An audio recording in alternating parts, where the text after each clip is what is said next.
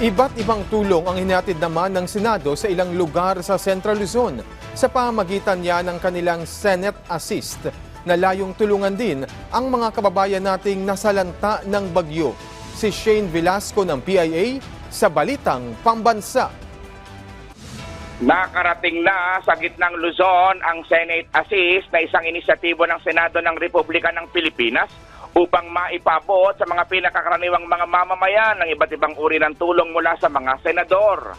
Pinunang matatagpuan sa SM City Clark kung saan pangunahin sa mga serbisyong iniaalok nito ang medical assistance para sa mga pinakamahihirap na walang kakayahang makapagpagamot o makabili ng gamot. Partikular dito, mga pasyenteng sinasa ilalim sa dialysis at chemotherapy sessions. Mayroon ding ibinibigay na tulong pampalibing.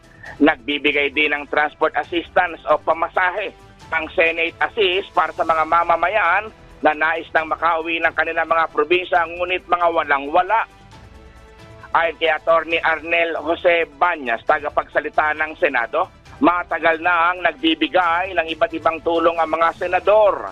Nag-isa at mas pinadali lamang anyang sistema sa ilalim ng pamamahala at direktiba ni Senate President Francis Escudero. Ang paglulunsad nitong Senate Assist ay bahagi ng pagdiriwang ng ika-108 taong anibersaryo ng pagkakatatag ng Senado ng Pilipinas.